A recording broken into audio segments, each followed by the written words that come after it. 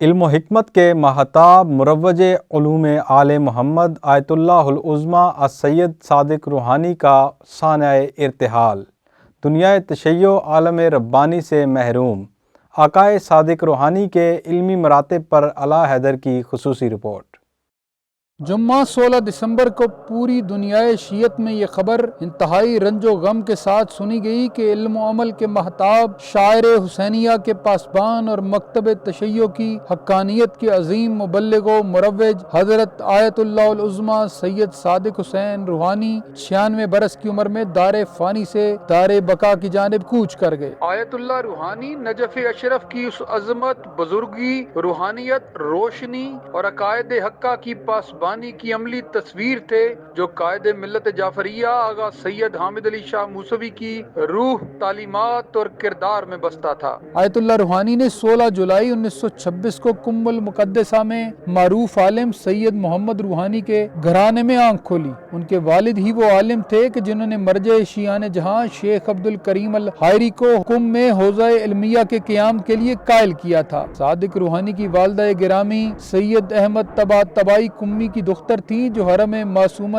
کم سلام اللہ علیہا کے امام تھے۔ 4 سال کی عمر میں ہی آیت اللہ روحانی نے دینی تعلیم کا آغاز کیا اور 10 سال میں اپنی ابتدائی تعلیم مکمل کر لی اور 11 سال کی عمر میں وہ مرکز علم نجف اشرف تشریف لے گئے۔ نجف روانگی سے قبل ہی آپ صرف، نحو، منطق، بلاغت اور علم الکلام جیسے حوزوی علوم پر دسترس حاصل کر چکے تھے۔ جب وہ 11 سال کی عمر میں شیخ انصاری کی کتاب المقاصد کے درس میں داخل ہوئے اور کم عمری میں ہی دروس خارج میں شرکت کرنے لگے تو علماء اور فقہاء کی آنکھیں خیرہ ہو گئیں۔ جب علماء نجف اشرف نے 11 برس کے نوخیز لڑکے کو مقاصد کا سبق پڑھتے ہوئے پایا تو ان پر حیرتوں کے پہاڑ ٹوٹ پڑے اور تعجب سے یہ کہنے لگے، جس کتاب کو کبیر السن افراد مشکل سے سمجھتے ہیں، اس کتاب کو 11 برس کا ایک بچہ نہ صرف پڑھتا ہے بلکہ دوسرے طلباء سے زیادہ بہتر انداز میں سمجھتا بھی ہے۔ حد یہ ہے کہ مرجع اعظم حضرت آیت اللہ العظمیٰ ابو القاسم الخوئی نے کچھ مراجع سے ہی کہا تھا کہ میں اس حوزہ علمیہ نجف اشرف پر فخر کرتا ہوں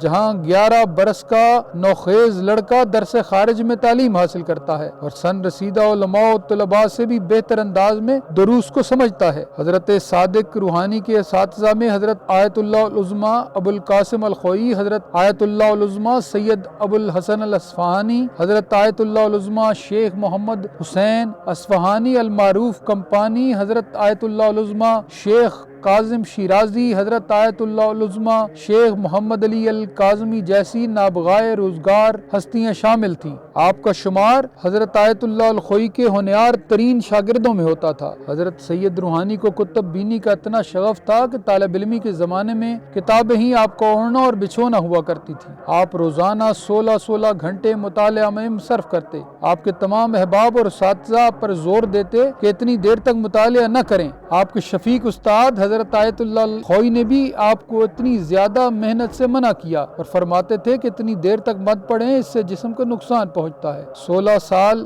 نجف اشرف میں گزارنے کے بعد 1950 میں آیت اللہ صادق روحانی واپس کم تشریف لے آئے اور یہاں آ کر فقہ و اصول کا درس خارج دینا شروع کر دیا۔ آپ نے لاتعداد کتب تالیف کی جن میں ضبطۃ الاصول، مناسک حج، الاجتہاد والتقلید، القواعد الثلاثہ، رسالہ فی فروع العلم الاجمالی سمیت سینکڑوں کتب شامل ہیں، لیکن ان کا سب سے بڑا کارنامہ فقہ صادق کتاب ہے جو عربی زبان میں 41 جلدوں پر مشتمل ہے۔ اس کتاب کے متعدد ایڈیشن شائع ہو چکے ہیں۔ یہ کتاب فقہ کے درس خارج کے لیے علماء کو رہنمائی فراہم کرتی ہے اور اس کتاب کو فقہی دنیا میں وہی اہمیت حاصل ہے جیسے شیخ محمد حسن نجفی کی کتاب جواہر الکلام کو حاصل ہے، بلکہ بعض بزرگ علماء تو اس کتاب کو جواہر الکلام پر بھی ترجیح دیتے ہیں۔ فقہ صادق اتنی بڑی کتاب کا درجہ رکھتی ہے کہ آیت اللہ العظمیٰ پروجردی نے 2 بار آپ کی کتاب فقہ صادق کو ممبر پر دکھایا اور اس کے متعلق بھی علماء کو پڑھ کر سنایا کرتے تھے۔ آیت اللہ ابو القاسم الخوئی نے عقائد صادق روحانی کے نام اپنے خط میں یہ الفاظ تحریر فرمائے کہ میں نے آپ کی کتاب فقہ صادق کو ذاتی طور پر آیت اللہ کاشف الغطا کی خدمت میں پیش کیا اور ان سے یہ کہا کہ آپ ملاحظہ فرمائیں کہ میں نے عالم اسلام کی فقہ کی کتنی اتنی بڑی خدمت کی ہے، کیونکہ اس کتاب کے مؤلف صادق روحانی کی میں نے ہی تربیت کی ہے۔ اتنے عظیم تھے وہ شاگرد جن کے اساتذہ ان پر فخر کیا کرتے تھے۔ حضرت صادق روحانی نے انقلاب ایران کے لیے پہلوی حکومت کے خلاف قیام میں آیت اللہ خمینی کا قدم قدم پر ساتھ دیا، اور ظالم شاہ کی حکومت کے دور میں کئی بار قید و بند کی صعوبتیں برداشت کی۔ بحرین ہو یا کشمیر و فلسطین، ہر ظلم کے خلاف انہوں نے حسینی انداز میں آواز بلند کی۔ ساری زندگی حق گوئی کی وجہ سے انہیں مصائب اور صعوبتوں کا سامنا رہا۔ لاتعداد دینی کتب اور علمی ورثہ چھوڑنے کے ساتھ ساتھ حضرت صادق روحانی کا سب سے بڑا کارنامہ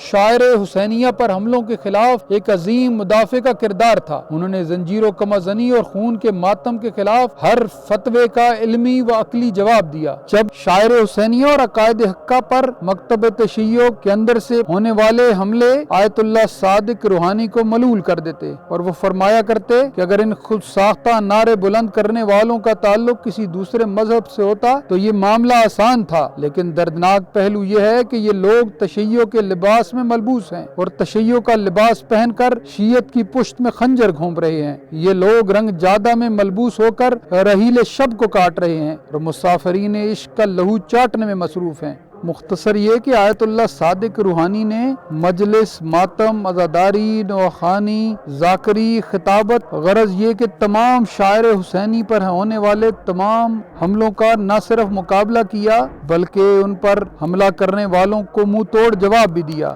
زنجیر و کمع زنی کے حوالے سے ان کا کہنا تھا کہ دینی حق کی بقا ان شاعر سے ہی قائم ہے، اور غم حسین میں خون بہانا احسن عبادت ہے اور بقائے اسلام کے لیے مؤثر حسینی شعار ہے۔ ان کا کہنا تھا کہ کمع زنی تو ویسے بھی ایک مباح فعل ہے، لیکن جب اس کا استعمال غم حسین کے لیے ہو تو وہ شاعر الہی کا درجہ حاصل کر لیتی ہے۔ یہ حسینی وسائل میں سے ایک وسیلہ ہے اور سفینہ نجات کے ابواب میں سے ایک باب ہے۔ ایک بزرگ عالم دین نے کیا ہی خوب فرمایا تھا کہ غم حسین میں کمع اور زنجیر دراصل حل من ناصر ینصرنا کے استغاثہ کا عملی جواب ہے۔ شاعر حسینیہ پر یہ عظیم افکار رکھنے والے آیت اللہ صادق روحانی کے جنازہ میں ہزاروں افراد علماء کرام مراجع نے شرکت کی اور انہیں پورے اعزاز اور تکریم کے ساتھ حضرت معصومہ کم کے حرم میں سپرد خاک کر دیا گیا۔ آیت اللہ العظمہ صادق روحانی آج ہم میں نہیں، لیکن ان کے افکار، کردار اور علمی ورثہ